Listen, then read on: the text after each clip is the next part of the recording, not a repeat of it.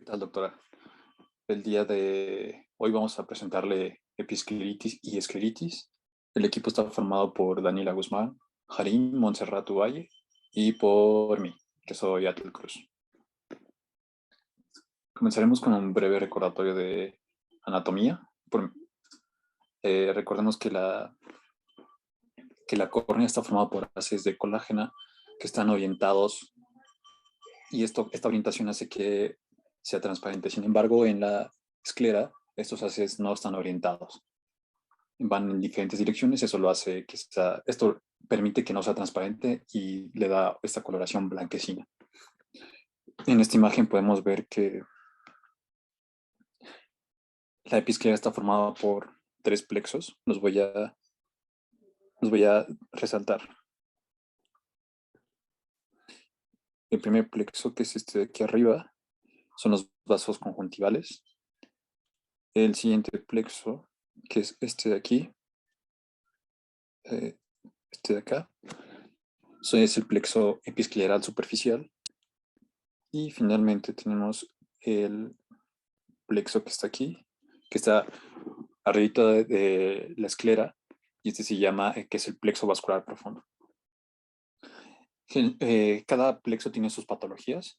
La característica de los vasos conjuntivales es que una manera de que podamos reconocer la vasculatura es que las arterias son tortuosas, mientras que las venas se comportan como vasos rectos. Entonces es una manera de diferenciar entre una y otra.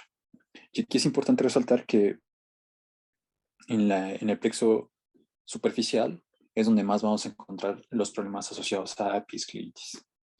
Para que podamos darnos una idea de cómo se ve una episcleritis y una escleritis y podamos diferenciarlo, vemos que en la imagen B, lo voy a resaltar,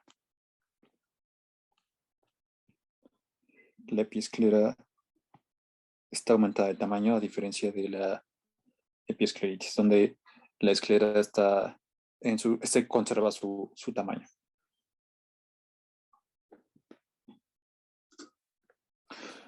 Voy a hablar de generalidades. Esta es una enfermedad común, muy común.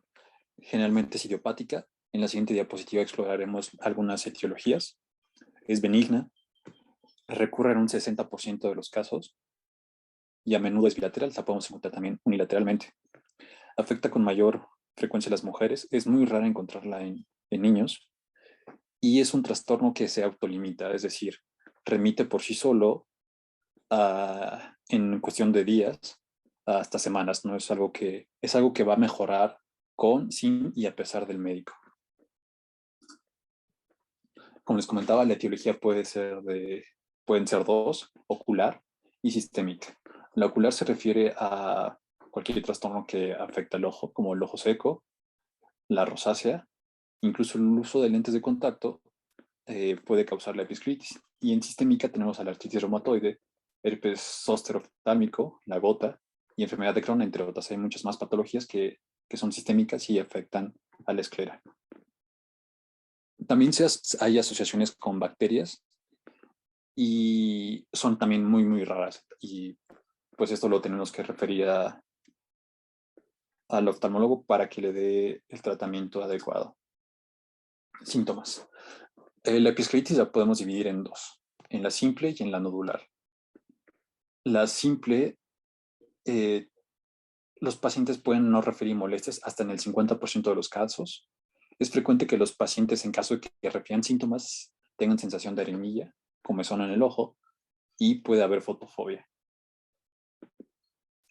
Y la simple corresponde al 75% de los casos de episcleritis que encontramos en nuestra consulta. El 25% restante será la nodular. Y las características de la nodular: el paciente refiere que un día despierta con el ojo rojo y la molestia se va incrementando conforme van pasando los días, alcanzando su pico a las 24 horas. Es importante recalcar que la simple remite por sí sola hasta en un 60% de los casos. Perdón, es de recurrente hasta en un 60% de los casos. Les pongo aquí en dos columnas para que hagamos la comparación de cómo se ven los signos entre la simple y la nodular. La simple está Bueno, la podemos encontrar en dos categorías, la podemos subdividir. El enrojecimiento puede ser sectorial o difuso. Ambos ojos se van a ver afectados en más del 50% de los casos, ambos ojos están afectados. No se conserva la agudeza visual, no se afecta. A menudo la distribución es interpalpebral y podemos encontrarlo como específicamente el enrojecimiento sectorial lo vamos a encontrar podemos encontrarlo como un triángulo cuya base está en el limbo esclerocorneal. Raras veces vamos a encontrar quemosis, hipertensión ocular, uveitis anterior y queratitis. Por otro lado, tenemos a la nodular, que son crisis que se autorresuelven. Vamos a encontrar un nódulo enrojecido y a veces doloroso, sobre todo hacia la hendidura palpebral. Probablemente encontremos más de un foco, es decir, que podemos encontrar varios nódulos. Y raras veces vamos a encontrar un aumento de la presión intraocular, una reacción en la cámara anterior y dilatación permanente de los vasos. La dilatación permanente ocurre cuando las episcleritis son recurrentes. A continuación les traigo unas imágenes para que veamos cómo identificar a cada una. Esta es una episcleritis sectorial. Lo voy a resaltar. Podemos ver cómo en el limbo esclerocorneal podemos encontrar este triángulo. Entonces, esta es una episcleritis sectorial. En la siguiente imagen, esta imagen corresponde a una episcleritis simple difusa. Esta imagen corresponde a una episcleritis nodular. Tenemos aquí un nódulo y por aquí tenemos el otro nódulo. A continuación, en estas imágenes les pido a mis compañeros que participen. Les voy a preguntar qué tipo de episcleritis es esta, y esta es una episcleritis simple y es difusa. Aquí de nuevo les pido que participen. La imagen del lado izquierdo es una episcleritis simple difusa y la del lado derecho es una episcleritis nodular, porque aquí está el nódulo.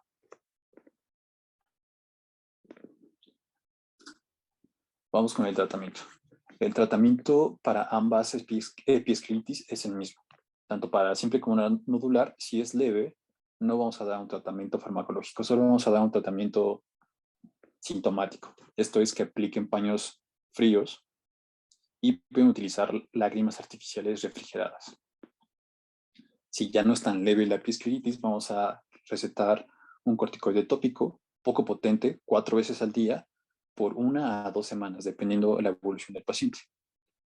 Ahora, si encontramos la episcleritis en los vasos de la capa más externa, que son los conjuntivales, podemos recetar fenilefrina a una concentración en 2.5%. Y si lo encontramos en la siguiente capa, de externo hacia interno, que son los vasos superficiales, vamos a recetar fenilefrina tópica al 10%. Finalmente, si la sintomatología es muy molesta para el paciente, podemos recetar AINES. Sobre todo podemos recetarle ibuprofeno, 200 miligramos, y en casos muy severos, incluso podemos llegar hasta la indometacina.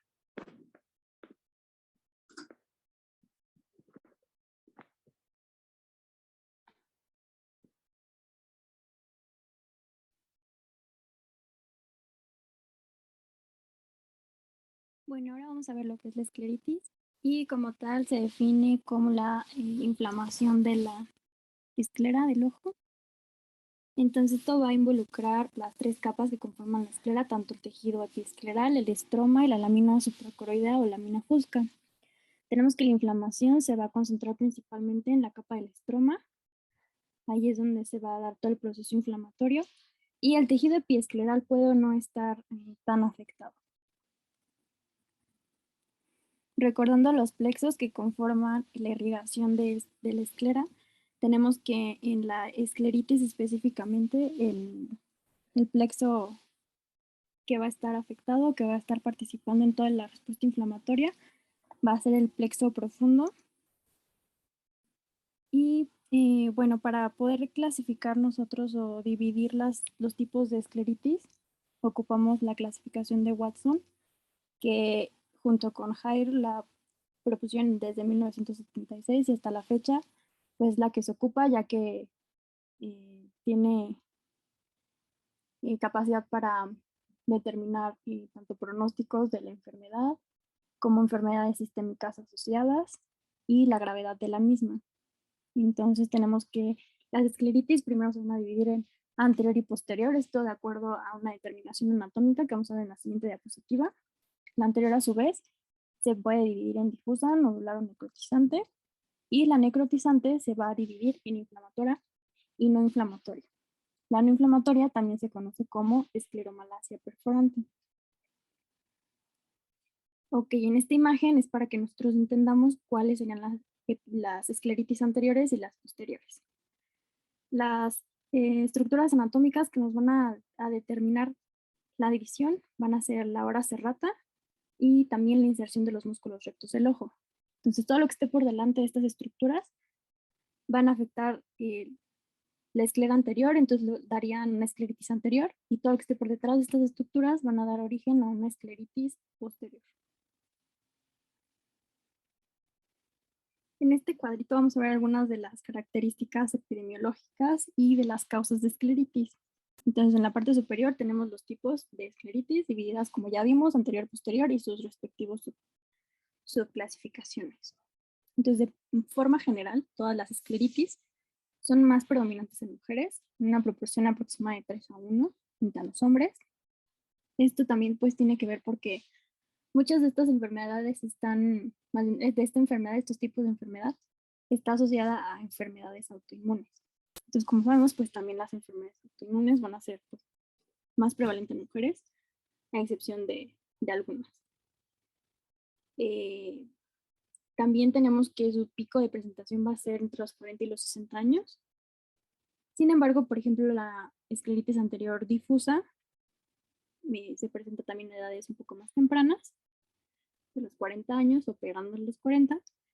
Y la necrotisante sin inflamación va a darse más en gente más adulta, más en los adultos mayores. Las recidivas, es decir, que el paciente vuelve a presentar cuadros de escleritis, se dan hasta en un 70%, por lo mismo porque va asociada a una enfermedad autoinmune sistémica de los pacientes y pues esto los predispone a estar teniendo y expresando este tipo de cuadros. Y va a ser bilateral en el 40% de los casos. Del total de casos de epiescleritis, vamos a tener que la principal o la más prevalente va a ser la anterior, no necrotizante difusa, con el 65%, va a ser la más común. De ahí pues le va a seguir la nodular, luego la necrotizante con inflamación, luego la sin inflamación y finalmente la menos prevalente, pues la posterior. Luego, su asociación con enfermedades sistémicas, vamos a tener que la que se asocia más a enfermedades sistémicas va a ser la necrotizante con inflamación. Vemos ahí que tiene un 80% de asociación a otra enfermedad sistémica subyacente.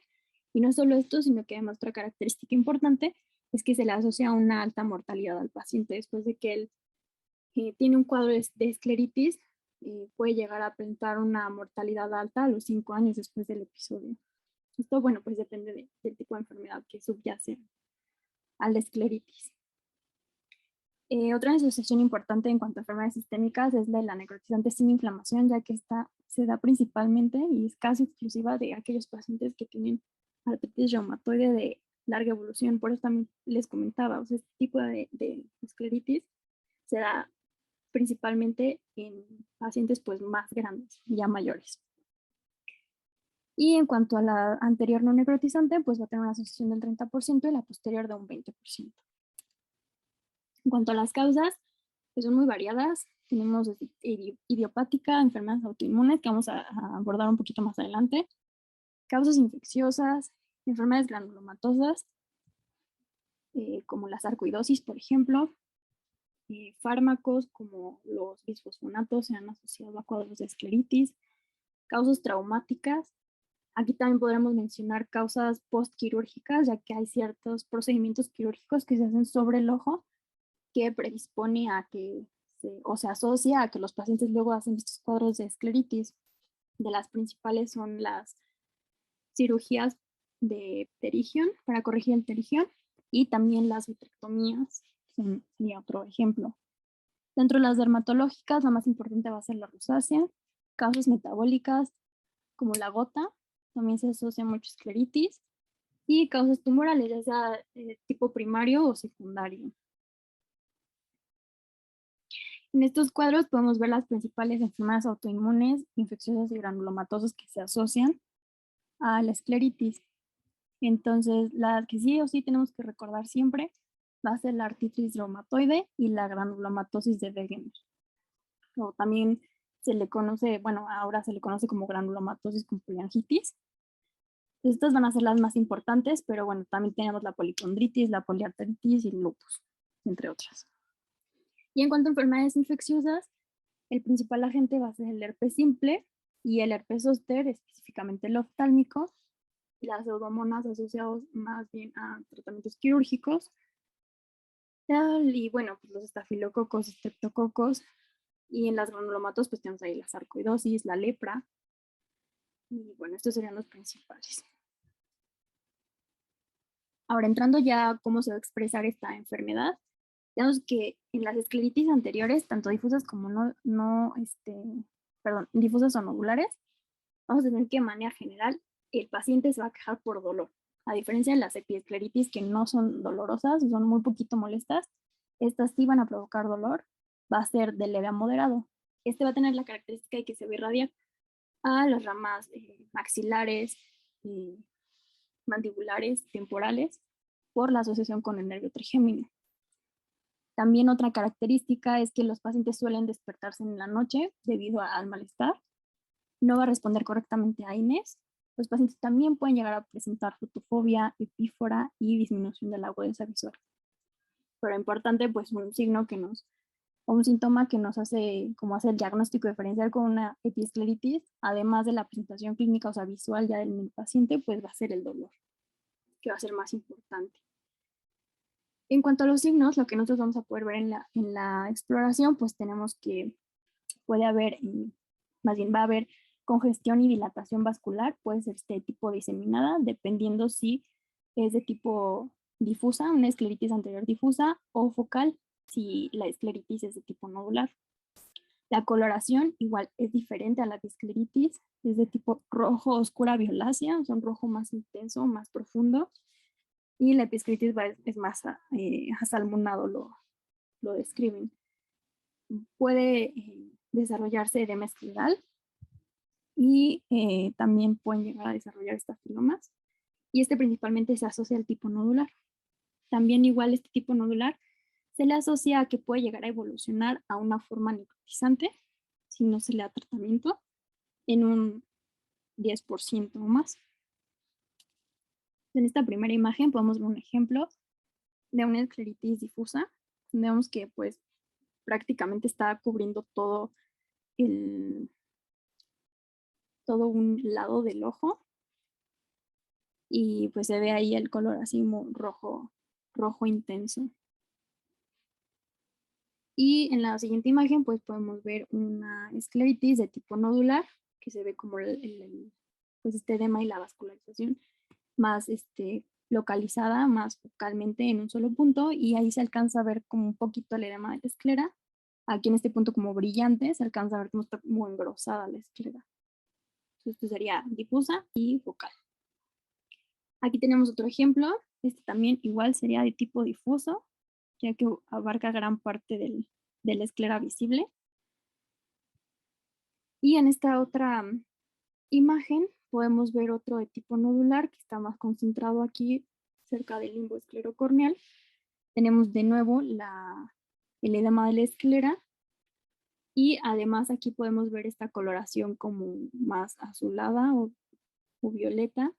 Y esto va porque debido al proceso inflamatorio, la esclera se va a ir como adelgazando y recordamos que la capa que es más interior a la esclera es la coroides. Esta capa, a diferencia de la esclera, no va a ser blanca, sino que es oscura. Entonces, por esto se ve esta coloración, porque está, digamos, como trasluciendo el color de la coroides. Se le llama coloración uveal, ya que recordemos que la coroides pues, forma parte de la uvea.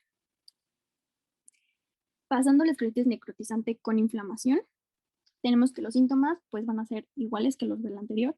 Sin embargo, el dolor va a ser más intenso. Este va a ser, o se describe que es un dolor de moderado a intenso. No de leve a moderado, sino de moderado a intenso. En cuanto a los signos, también van a ser distintos. Aquí vamos a encontrar parches aislados de edema escleral que ya van a ser avasculares.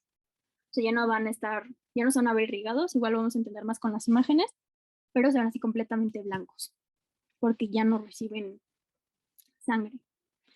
También podemos ver mucha congestión escleral vascular, y aquí el tejido uveal cada vez se va a ir haciendo pues más visible, como ya vimos anteriormente, esa mancha como azulada, pues aquí igual pues el cuadro es más intenso. Y cuando está asociada a una respuesta después de un procedimiento quirúrgico, pues vamos a ver que la lesión se inicia en el sitio de la cirugía y de ahí pues se va a extender hacia afuera del globo, del globo ocular. Y bueno, en esta generalmente tiene una resolución adecuada, ya que una vez que la inflamación remite, pues ocurre la reepitelización del tejido que se adelgazó. Aquí tenemos un ejemplo donde vemos precisamente los parches avasculares, que es toda esta área blanca. Vemos cómo está todo el edema vascular alrededor del área blanca, pero el área blanca ya está vascular. De nuevo aquí vemos el edema circundante y los parches blancos avasculares de la inflamación escleral. De nuevo vemos varios parches. Estos serían los pequeños parches que finalmente, conforme vaya progresando la enfermedad, pues van coalesciendo y se van formando parches que van abarcando una gran porción del ojo. Y aquí pues vemos como ya el tejido está demasiado delgado, vemos todo el edema alrededor de la lesión, y aquí se alcanza a ver el tejido uveal como es más oscuro, ya que la esclera está muy, muy delgadita ya. En la escleritis necrotizante sin inflamación, vamos a tener que esta se va a caracterizar, a diferencia de las anteriores que vimos, porque generalmente no va a presentar el dolor el paciente, va a ser muy raro que presente dolor. Además de que el síntoma en cuanto a la visión, a la capacidad visual del paciente, va a estar más asociado al astigmatismo, debido a que el globo ocular va a estar sometido a toda esta remodelación del tejido, entonces va a propiciar que el paciente se desarrolle un astigmatismo secundario. En cuanto a los signos, vamos a ver lesiones esclerales necróticas que van a ser indoloras y que van a ir coalesciendo, como veíamos anteriormente, pero estas van a ser pues más evidentes, y el adelgazamiento escleral va a ser más lento su progresión.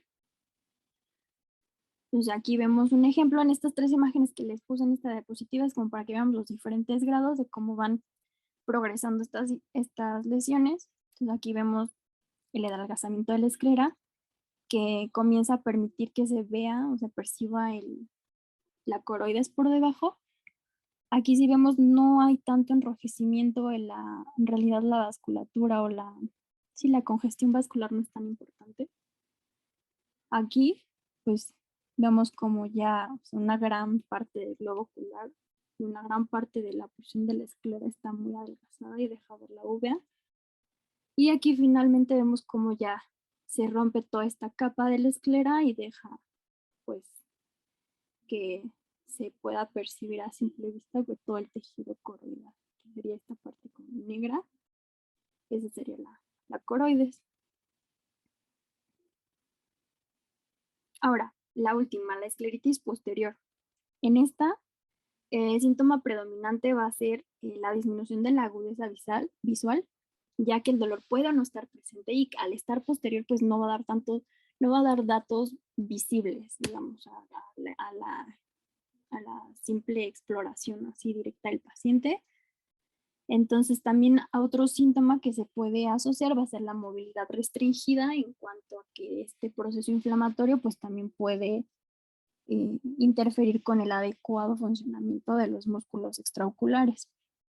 En los signos va a ser necesario que nosotros hagamos una exploración adecuada del fondo de ojo, y lo que nosotros vamos a poder visualizar en la exploración va a ser que puede haber edema, ya sea papilar o macular, pueden haber pliegues coroideos, puede haber desprendimiento de retina que sea de tipo seroso debido al cuadro inflamatorio, o también puede haber derrame uveal.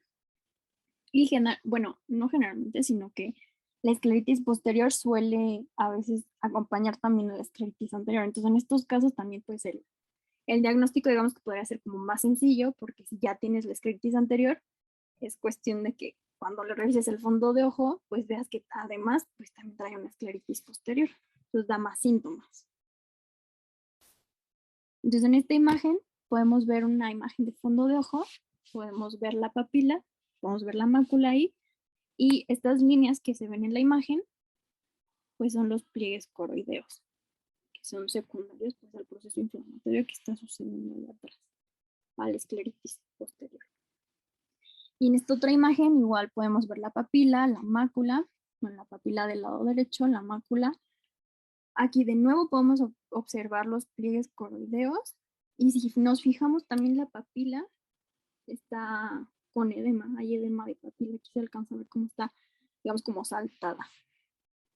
Estos serían algunos de los hallazgos que podríamos encontrar.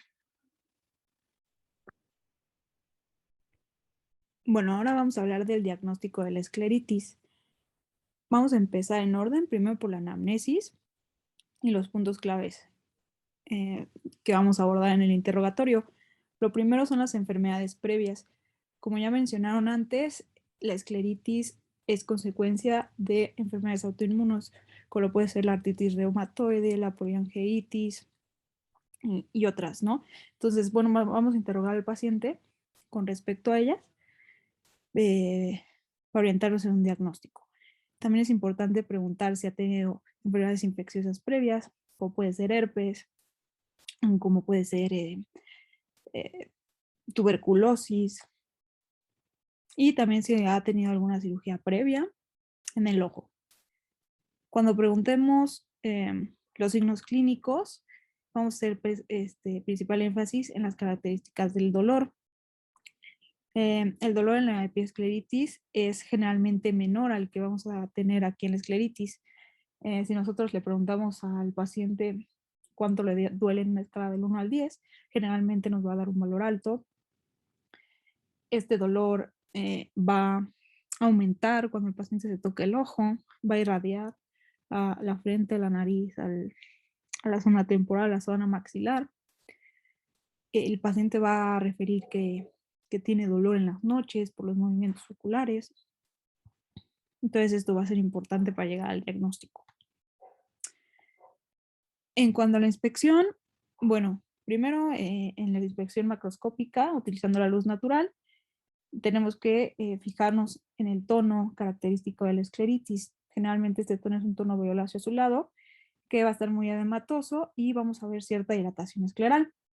Después podemos hacer una inspección con la lámpara de hendiduras si contamos con ella, o ya lo hará el oftalmólogo. Y bueno, lo que vamos a observar aquí es que los vasos inflamados son más profundos, van a tener un patrón reticular que es característico de los vasos que están más profundos, no van a ser móviles. Y bueno, también necesitamos buscar zonas necróticas en todos los cuadrantes del ojo. Hay una prueba que se llama la prueba de fenilefrina al 10%. Esta prueba nos va a ayudar para clasificar la gravedad de la escleritis, pero también para hacer un diagnóstico diferencial con la epiescleritis. Como ya habíamos comentado a lo largo de la presentación, bueno, la epiescleritis es la inflamación de vasos más superficiales en la escleritis. Entonces, en la epiescleritis, cuando nosotros aplicamos fenilefrina, que es un vasoconstrictor, pues estos vasos sanguíneos van a constriñirse y va a parecer que desaparecieron, ¿no? Se va a blanquear el ojo. Y en el caso de la escleritis, bueno, vamos a tener esta escala de 0 a 4 cruces. Si nosotros aplicamos la fenilefrina y el ojo se blanquea totalmente, bueno, vamos a hablar que no va a tener escleritis, ¿no? Puede ser epiescleritis o puede ser alguna otra cosa, pero no va a ser escleritis.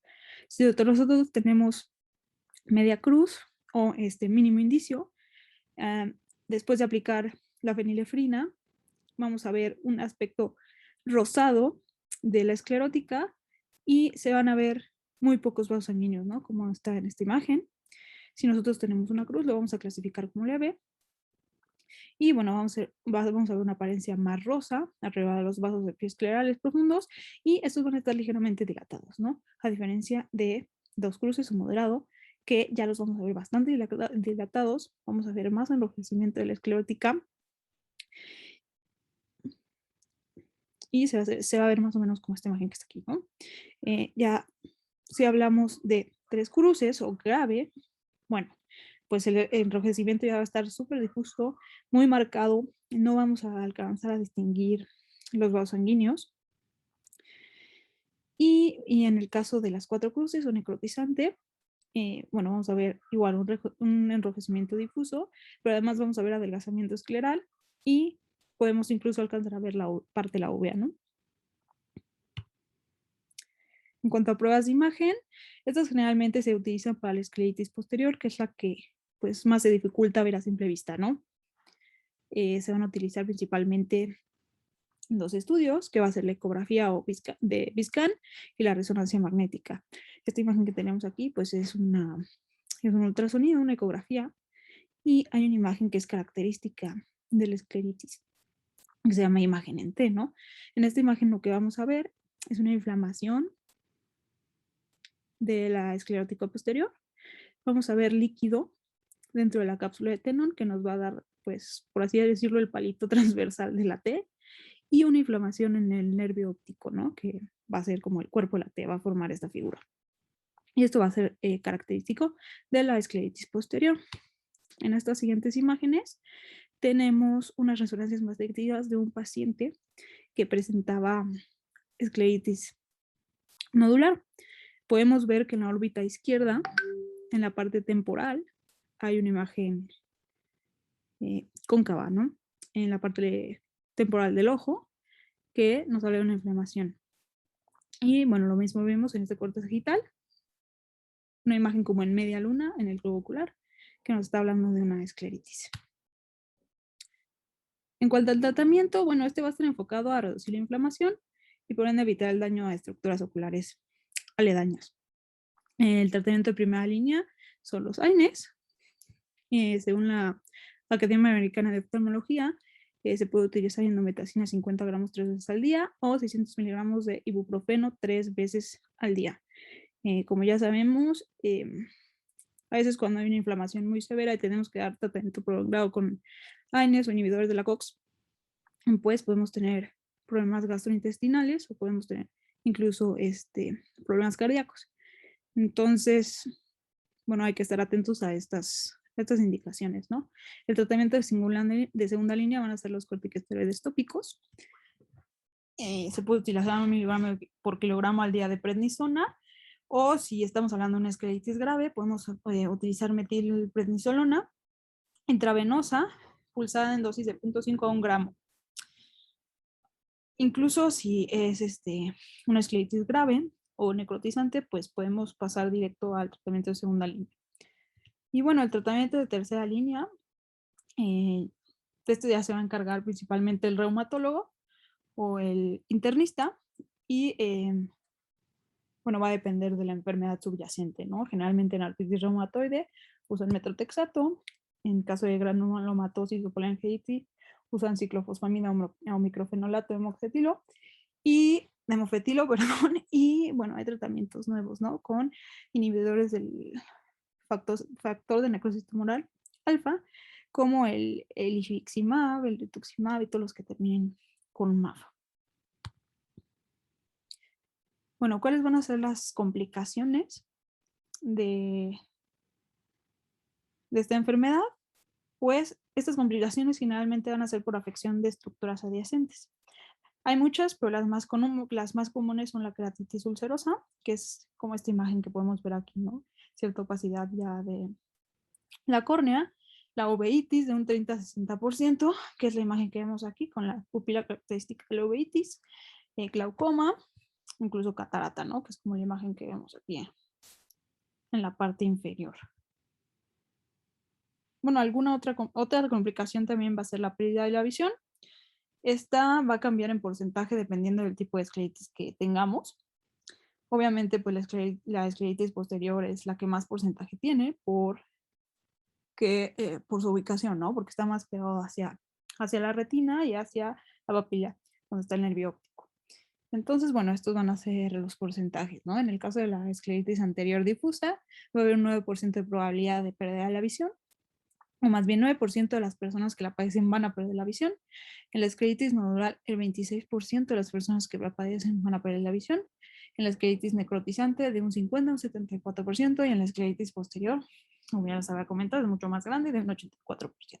En la imagen de la derecha, podemos ver un fondo de ojo con desprendimiento de retina y con la papila óptica bastante inflamada. En cuanto a mortalidad, bueno, la mortalidad no va a estar dada por la escleritis per se, pero como sabemos, pues los pacientes que llegan con escleritis generalmente tienen una enfermedad subyacente. Entonces, cuando un paciente llega al consultorio con escleritis necrotizante, generalmente es porque no han recibido un buen tratamiento de su enfermedad autoinmune. Y es por esto que el 27% fallece, según las estadísticas, en un plazo de 5 años. En el caso de que el paciente tenga granulomatosis y poliangiitis sin tratamiento, la mortalidad sube al 95%, ¿no? En el caso de poliarteritis nodosa, un 87%, esto si no hay tratamiento, y en el caso de la artritis reumatoide, pues un 50%. Y esto sería todo. Muchas gracias.